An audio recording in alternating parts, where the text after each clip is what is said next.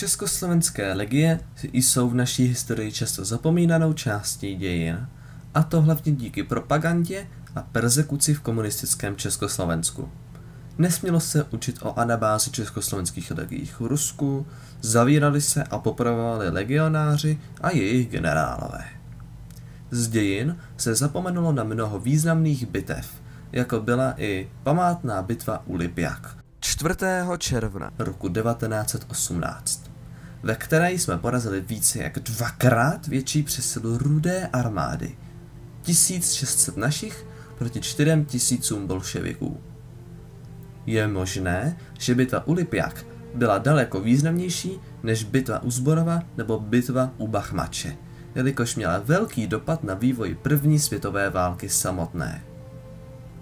Kvůli bitvě se zastavil převoz 500 000 až 1 milionu zajatců rakousko-uherské a německé armády ze Sibiře zpátky do boje na západní frontu, který se Němci vynutili od bolševického Ruska v Brest-Litevském míru z 3. března roku 1918. Po Brest-Litevském míru zahájili Němci na západě jarní Ludendorffovu ofenzívu, poslední velká německá ofenzivní akce před koncem války, zvanou Kaiserschlacht 21.3. až 21.7., která byla zpočátku úspěšná a Němci se dostali blízko k Paříži.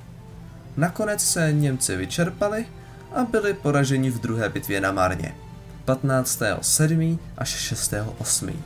a spojenci přišli do protiútoku společně s nově příchozími americkými divizemi, které konečně dorazily na jaře 1918. Nebýt československých legií, tak by válka pokračovala o něco déle. Stejně jako Němci, tak i československé legie uzavřely s bolševiky 26. března Penzenskou dohodu, která jim zaručovala volný průjezd Sibiří z Vladivostoku do Francie a zásobování po cestě. Legionáři za to souhlasili s odevzdáním většiny kulometů, kanónů a pušek. Ve městě Penza došlo k odzbrojení československých legií. Na ostrahu jednotlivého vlaku si mohli ponechat 168 pušek a 1 kulomet. Československé legie se pak vydali z Penzy na cestu po transsibiřské magistrále. Po cestě začalo docházet k mnoha incidentům ze strany bolševiků a ti se také uchýlili k porušování požadavků legie, zásobování a volný průjezd. Bolševici se dokonce pokoušeli legionáře rekrutovat do Rudé armády, jelikož věděli, že československé legie jsou jedna z největších bojových skupin v Rusku. Sami moc vojáků neměli. Největší oddíly byly Rudé gardy a rudí námořníci, ale i těch moc nebylo. Do Rudé armády vstoupilo pouze 150 legionářů. Více Čechů narekrutovali v zajateckých táborech. Rudé velení se uchylilo k hromadnému rekrutování německých a maďarských zajatců, kde v některých oblastech převyšovali Rusy 80%. Napětí mezi bolševiky a legionáři se stupňovalo, až došlo k jiskře, která celý konflikt mezi legionáři a bolševiky rozžavila. Ta jiskra, která zapálila plamen, se jmenovala Čeljabinský incident. Stal se ve městě Čeljabinsk, dnes jedno z největších sibiřských měst. 14. května, když projížděl vlak s rakouskými, maďarskými a rumunskými válečnými zajatci. Poté, co se vlak zastavil, Čechoslováci viděli jejich zubožený stav a tak jim z lítosti dali část svých zásob, což bylo třeba jídlo nebo tabák. Vlak se pak rozjel a jeden z maďarských zajatců vyhodil z vlaku kus železa do 2 přihlížejících Čechoslováků. Kus železa zasáhl střelce Ducháčka ze 6. střeleckého pluku Hanáckého, který ihned padl do bezvědomí a byl těžce raněn. Rozzuření vojáci svého druha pomstili tím, že vlak dostihli, zastavili a následně pachatele zlinčovali. Přítomné Rudé gardy bez toho, aniž by celý případ prověřili, tak zatkli 10 legionářů. Moskva Tím našla záminku ke zničení nebo internování československých legií. Její verdikt zněl zabít každého legionáře se zbraní v ruce. Vydal to přímo Lev Trocký. Čechoslováci na to zareagovali tak, že 17. května dobili město Čerjabinsk, ve kterém osvobodili zajmuté legionáře a obsadili území o rozloze 1,5 milionu km2 kolem transsibiřské magistrály. Pro příklad. První Československá republika měla rozlohu 140 446 km2. Proto byl Masaryk v té době politiky různých států nazýván vládcem Sibiře. Tam, kam pak přišli Čechoslováci a obsadili město nebo vesnici z područí bolševiků, tam je tamní obyvatele vítali jako osvoboditele, kteří na dobytém území stabilizovali situaci. Československý armádní sbor, 45 000 mužů, na Rusi se od té doby stal postrachem bolševiků a dohoda začala vyhrožovat tím, že pokud na Čechoslováky bolševici zaútočí, tak to začne brát jako akt vyhlášení války dohodě. Od té doby se staly legie regulérní bojovou jednotkou francouzské armády. Velitelem československého sboru byl francouzský generál Maurice Janin. Němci na Moskvu vyvíjeli velký tlak, aby za každou cenu zabránili Čechoslovákům v postupu a dokázali přesunout německé zajatce zpátky do vlasti. Jednotlivé části československého armádního sboru byly rozděleny velkou vzdáleností, ale přesto se proti přesile bolševiků drželi. Díky vynalézavosti, statečnosti a bojovému zápalu legionářů a jejich velitelů. Zadní voj tvořila penzenská skupina. Skupin bylo dohromady 6, která se účastnila i památné bitvy u Lipjak a díky ní se nedostaly ostatní skupiny do obklíčení. Penzenská skupina byla pod vedením poručíka Stanislava Čečka. Celkem 6 000 mužů. Na Čečkovu skupinu, která byla ve městě Penza, zaútočily Rudé gardy. Útok odrazili a dobili město Penza 28. května. A za 3 dny i přístupový most přes řeku Volhu. Nestihli ho však ve spěchu odpálit a to byla velká chyba, protože bolševici mohli hned přes most pronásledovat. Penzenská skupina po překročení řeky Volhy směřovala po železniční trati do města Samara. Město bylo významným obchodním a průmyslovým střediskem. Samarský sovět tak chtěl za každou cenu udržet město Samara. Vybral město Lipjagy, kde byla železniční stanice. Před ní nechali bolševici vybudovat silné opevnění. Několik plných zákopů, bunkry s kulomety, dobře umístěná děla a perfektní využití terénu ze strany bolševiků. Bolševikům přispěchali na pomoc nejelitnější oddíly, ku příkladu lotyšští střelci, rudí námořníci, vyzbrojení maďarští a němečtí zajatci, čínští interbrigadisté a čeští komunisté. Dohromady 4 000 mužů pod vedením komisaře Kadomceva a jeho zástupce a náčelníkem štábu byl bývalý zajatý Němec Oberleutnant Schmidt. Vytvořil plány na obranu Lipjak i Samary. Ve výzbroji měli bolševici navrch. Měli 180 kulometů, 13 děl různých ráží, 10 bombometů, 2 pancéřové automobily a 1 pancéřový vlak. Po dokončení bolševici své obranné postavení považovali za nedobytné a nepřekonatelné. Mnohdy jim radili němečtí a maďarští zajatci, kteří měli velké válečné zkušenosti. Plán Rudých byl, že zadrží Čechoslováky a vyčerpají je útoky na opevnění. Pak obchvatem zaútočí ze zálohy na Čechoslováky a rozdrtí je. Stal se opak. Československá skupina mohla nasadit proti bolševikům jenom 1600 mužů, 4. střelecký pluk Prokopa Holého a další menší jednotky skupiny. Zbytek zajišťoval tým. Proti bolševikům mohli nasadit jenom 1 pancéřový vlak Orlík, výzbroj, 1 dělo a 11 kulometů. Poté pěchota měla 32 kulometů, 7 děl a velmi hodně vojáků bylo lehce vyzbrojeno. Pomocí vojenské zpravodajské služby a samarských protibolševických skupin zjistili, proti komu stojí a jaký má nepřítel počet vojáků, vybavení a jak dobře je opevněn. Ještě před bitvou, večer 2.6., vyslal Stanislav Čeček 12členný průzkumný tým pod velením praporčíka Musílka k Lipjagům. Když se ráno vrátila skupina, tak potvrdila předchozí informace. Nepřátelské zákopy jsou vybudovány precizně, dobře opevněny a táhnou se na západním a jižním svahu výšiny asi 5 km od Lipjak, až k lesu na východě a močálům na severu, ohlásil praporčík. Bolševici měli obrovskou výhodu proti Čechoslovákům, protože měli na ně krásný výhled z opevněného návrší před Lipjagami. Poručík Čeček sestavil proti bolševikům perfektní plán, který počítal s hlavním útokem 600 mužů 2. praporu, pluku a 6 kulometů, s podporou vlaku Orlík podél železnice, která bude útočit na vesnice Mordovské Lipjagy a Ruské Lipjagy a poté bude útočit i na levé křídlo opevnění bolševiků. Stanislav Čeček předal velení poručíkovi Noskovi. Záloha pro levou část tvořila 9.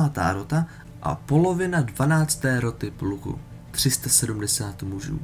A k tomu ještě východně podél tratě měla postupovat dělostřelecká rota, 8 cm děla pod vedením poručíka Choljavina. Zatímco měla hlavní skupina vázat hlavní bolševické síly bojem u vesnice a železnice nalevo, tak na pravém křídle měla provést nepozorovaný obchvat k vesnici Voskresenské a poté zaútočí na bolševiky z boku a týlu. Skupinu, jenž měla provést obchvat, tvořila první prapor pluku, 450 mužů, s podporou 6 kulometů, třetí prapor pluku, 300 mužů, se 2 kulomety, rota nováčků, 60 mužů, s podporou 1 kulometu, pancéřový automobil se 2 kulomety, četa 2 děl ráže 8 cm. Velení svěřil poručíku Gejerovi, veliteli 4. československého střeleckého pluku. Sám poručík Čeček vybral své stanoviště v domku u železnice nedaleko Tomilova. V nočních hodinách 3.6. byl ještě opraven most za Tomilovem i přesto, že byla oblast chvíli pod nepřátelským odstřelování. V 0:30 zahájila postup Gejerova obchvatná skupina. Čechoslováci museli postupovat potichu a využívat terénních nerovností. Každých 5 kilometrů se skupina zastavovala, aby nebyla vyčerpaná a byla připravená bojovat s energií. Po 20-kilometrovém pochodu se vojáci dostali k vesnici Voskrekenské. Během postupu dorazila spojka od poručíka Čečka s radostnou novinou, že zadní československý boj odrazil před pár hodinami útok bolševiků u Bezenčuku. To československým vojákům dodalo morálku a už se nemohli dočkat do boje, až nakopou bolševiky. Skupina začala postupovat k vesnici. V 6 hodin ráno slyšela palbu u trati, což potvrdilo útok hlavní skupiny podél trati dle plánu. První podnikl útok do vesnice 1. prapor, který zde překvapil bolševickou jezdeckou skupinu o 30 jezdcích, která měla za úkol hlídat vesnici. Okamžitě zahájili na jízdu palbu a 2 jezdce zabili. Zbytek utekl a soudruhům zvěstovali o situaci ve vesnici. Poté bolševici zahájili palbu z děla vesnici, která již byla pod nadvládou Gejerovy skupiny. Dělostřelecké granáty se ale netrefovaly vůbec do vesnice, ale naopak kolem ní. Palba byla hrozně nepřesná. Poté zaujmula Gejerova skupina výchozí pozice pro útok ze zálohy a připravovala se na další postup. Mezitím ve 3 hodiny ráno vyrazila na levém křídle hlavní skupina směrem k vesnici Mordovské Lipjagy. Zatím byla ale bez podpory vlaku Orlík. Když dorazili vojáci z hlavní skupiny k vesnici v 5:45 raních, tak byli přivítáni střelbou předsunutého bolševického střeleckého pluku. Po přestřelce se bolševici stáhli, ale jejich ústup se změnil v neorganizovaný úprk. Československé dělostřelectvo zahájilo palbu na pozice bolševiků na hřbitově. Palbu zahájila Také baterie poručíka Choljavina na hlavní pozice bolševiků u železniční stanice Lipjak, kde svou palbu znepokojovala nepřítele. Skupina podporučíka Nosky pak obsadila a zajistila vesnici Mardovské Lipjagy. Okamžitě se pokusila pokračovat v postupu za unikající jezderskou jednotku nepřítele. Avšak ve vesnici Ruské Lipjagy byli bolševici lépe připraveni a pokusili se zastavit postup Čechoslováků na hřbitov. Měli zde i několik kulometů, jimiž zahájili na postupující Čechoslováky silnou a soustředěnou palbu. Čechoslováky to však vůbec nezastavilo a pokračovali ve smršti kulek na Ruské Lipjagy. Měli první ztráty a vzduch nasákl prachem. Postup skupiny podporučíka zakolísal pod účinky silné kulometné a dělostřelecké palby. Ještě do toho zaútočila z levého křídla bolševická kavalérie s tasenými šavlemi. V linii postupu se objevila trhlina a proto povolal Noska zálohy. V útoku proti Čechoslovákům podpořil jízdu jeden pancéřový automobil a tak muselo levé křídlo předejít do obrany. Situace se začala vyvíjet v neprospěch Čechoslováků. Na poslední chvíli přispěchal plnou parou 7 hodin 30 minut pancéřový vlak Orlík, který pokropil útočící bolševické kavaleristy palbou z kulometů a kanónů, jenž byl překvapen náhlou změnou v poměru sil. I přesto zásah plošiny nepřátelským dělem, tak vlak mistrovskou palbou z jednoho děla ničil kulometné bunkry Rudých. Odpor ve vesnici byl pomalu likvidován. Vesnice byla dobyta 10 hodin a bolševici ustoupili k hlavní obranné linii a Čechoslováci zaujali výchozí pozice pro útok. Bolševici si začali připouštět vážnost situace, přesto však předpokládali, že ve své opevněné pozici jsou neporazitelní. Komisař Kadomcev byl ráno v optimistické náladě a předpokládal, že budou ti vzpurní Čechoslováci pobiti. Mezitím část skupiny poručíka Gejera, když bolševici soustředili pozornost na hlavní skupinu Nosky, vynikla obchvatem do týlu nepřítele. Překvapeným bolševikům to způsobilo zmatek v liniích. Dokonce se začaly šířit panické zprávy o tom, že Čechoslováci útočí ze všech stran. Všechny pluky se vrhly do útoku proti boku a týlu obrany nepřítele. V průběhu útoku na bok obrany nepřítele zatím dosáhl železnice za Lipjagami směrem k Samaře. Rota zde dobila bolševický vlak, který stál v záloze. Dobytím vlaku ukořistili několik desítek pušek, 2 kulomety, dělo a několik beden munice, což i hned použili proti nepřátelským liniím. Rota obsadila most přes řeku Lopatinu v týlu nepřítele a dokonce postavila barikády přes kolejnici, aby unikající bolševici nemohli využít žádnou únikovou cestu. V tutéž dobu zároveň pokračovala v boji skupina poručíka Gejera. Praporčík Petřík a četa Feist z 2. roty pluku úspěšně přerušili na okraji stanice Lipjagy pod palubou nepřítele během velmi odvážné akce telegrafní staniční spojení a poškodili trať výbušněnou. Pak s malým hloučkem vojáků praporčík Petřík pronikl také do týlu nepřítele. Zde se tento malý oddíl vyznamenal několika odvážnými akcemi. Poté, co zahnal na ústup 2 lokomotivy a sanitní vlak nepřítele, z něhož bolševici stříleli, zničil 2 kulometné hnízda, ukořistil několik nepřátelských kulometů, které okamžitě obrátil proti nepříteli. S podporou těchto ukořistěných kulometů úspěšně odrazil nastupující protiútok malé bolševické jednotky, která se shromáždila k zajištění týlu. Na bojující Čechoslováky byla vedena palba i ze sanitního vlaku, jehož neutralitu pod znakem Červeného kříže původně respektovali a neútočili na něj. Bolševici toho využili a do vlaku umístili kulomet. Oddíl praporčíka Petříka jej tedy brzy útokem umlčel. Následně ještě úspěšně odrazil další 2, již silnější, pokusy menších týlových jednotek bolševiků, které i tak měly podstatnou přesilu nad Petříkovým oddílem probít se směrem k Samoře. Nejtvrdší boje probíhaly u statku, kde ho hájili rudí interbrigadisté a námořníci. I přesto, že měli podporu kulometů, se nemohli přiblížit blíž než na vzdálenost 700 až 800 metrů. Na pravém křídle a středu bolševické obrany se Čechoslováci setkali s tuhým odporem, kde útočili Čechoslováci na 3krát větší přesilu nepřítele.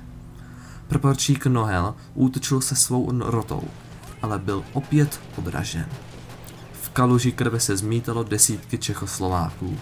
Raněný klesl i statečný velitel roty, praporčík Nohel. Nepřítel poslal proti Čechoslovákům i obrněný automobil, ale ten byl zničen přesnou ranou děla praporčíka Vodry. V bolševickém velitelském štábu vypukl zmatek, až se jednotliví důstojníci pokoušeli sebrat všechny šperky a peníze. Celý postup obchvatné skupiny pozoroval z dělostřelecké pozorovatelny poručík Geyer. Věděl, že pro úspěch celé akce se musí dobít opevněné návrší a statek. A tak vydal praporčíku Vondrovi k zahájení palby na děl na statek. Palba pomohla tak postoupit o něco blíže ke statku, ale byla vyčerpána veškerá munice. Poté přijala baterie poručíka Choljavina a začala pálit přímo do opevněných bolševických zákopů.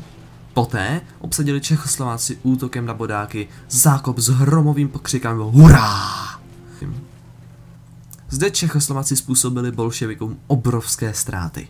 Hodně bolševiků se v zákopu začalo vzdávat, protože viděli beznadějnost situace. Po dobytí zákopu rozkázal poručík Geyer k finálnímu útoku na bodák, protože všem došla munice. Poručík Geyer přišel ke svým mužům, aby jim zvýšil morálku. Bylo totiž vidět, jak odhodlaní jsou bolševičtí bojovníci a nechtí se jen tak vzdávat. Geyer přišel k československým vojákům, kteří byli v tu chvíli připoutáni kulometnou a dělostřeleckou palbou k zemi a pronesl větu: "Tak hoši, jdeme!" Za ním se okamžitě zvedli a následovali oblíbeného velitele. Začali rychle běžet s nasazenými bojáky a pořvávali hurá! Všichni útočili proti silným kulometním postavením a měli před sebou 800 metrů takřka rovné pláně. Bolševici okamžitě zintenzivněli palbu kulometů na útočící vlnu Čechoslováků. Mezi útočícími vojáky vybuchovaly granáty a svištěly kulky, které rozsévaly smrt do československých řad. V té době byl zasažen kulometnou dávkou i poručík Geyer. S průstřelem nohy padá k zemi a zůstává ležet. Okamžitě se k němu vydávají vojáci, jenž se mu snaží pomoci, a ostatní se zastaví. Vidí, jak jejich milovaný velitel padl k zemi. Následně se rozzlobí a vydají se do zběsilého útoku, kdy vojáci dostávají amok. Poslední Geyerová slova byla: "Jen kupředu, hoši, žeňte tu svoloč." Všude je slyšet československé hurá. Do zákopů se českoslovenští vojáci valí jako vlna a nemají slitování. Nejdéle se drží internacionalisté a rudí námořníci. V zákopech se začínají na sebe hromadit bolševické mrtvoly. Linie jsou ztraceny. Bolševici se snaží dostat přes poslední možnou přístupovou cestu, přes bažiny na sever od Lipjak, a mnoho se jich utopí. Zachrání se celkově pouze 150 rudých námořníků. Bitva končí kolem 12 hodin, když se snaží bolševické vedení v Samaře dozvědět, co se děje, tak odpoví do telefonu československý důstojník: "Dobře, zde československý důstojník." V Samaře tak mohli tušit, jak asi dopadly jejich jednotky, které měly držet u Lipjak přístup na Samaru. Ten byl nyní pro Čechoslováky volný. Jeden bolševik, který utekl od Lipjak a dostal se do Samary, tak začal řvát po celém městě: "Lučče s čortami, čem s Čechami vojevač?" V překladu to znamená: lepší je bojovat s čerty než s Čechy. A poté začal říkat, že Češi jsou nesmrtelní. Československé ztráty byly neuvěřitelné a pohádkové. Pouze 30 mrtvých a 89 zraněných. Mezi nimi byl i oblíbený Geyer. Naopak pro bolševiky to byla katastrofa. 1,5 tisíce mrtvých, 2000 zajatých a na 300 se jich utopilo v močálech. Kadomcev a Schmidt také zemřeli. Čechoslováci získali velké množství vojenského materiálu, včetně lokomotiv, jednoho sanitního vlaku s velkou zásobou lékařského materiálu, 13 děl, 180 kulometů, mnoho samostřílů, 10 bombometů, kolem 5000 pušek, 2 pancéřové automobily, 2 osobní automobily, 4 nákladní automobily, kolem 50 koňských povozů, 60 jezdeckých koní, 3 vagony třeskavin, mnoho badenů ručních granátů, několik vagónů části výstroje, několik vagónů potravin, 6 polních kuchyní a pokladu štábu bolševiků. 96 000 rublů, které předal bolševický pokladník. Ve štábu byly zadrženy cenné listiny, mimo jiné přesný plán obrany Samary, jenž vypracoval také oberleutnant Schmidt. Ukořistěn byl i prapor jednoho rudého pluku. Vítězství bylo naprosté a o pár dní později obsadili i Samaru. Nikdy nesmíme zapomenout na československé padlé vojáky na Sibiři. Československá anabáze byla úspěšná vzhledem k velké vzdálenosti jednotlivých skupin a obtížím na začátku. Úspěšně jsme evakuovali 70 000 Čechoslováků.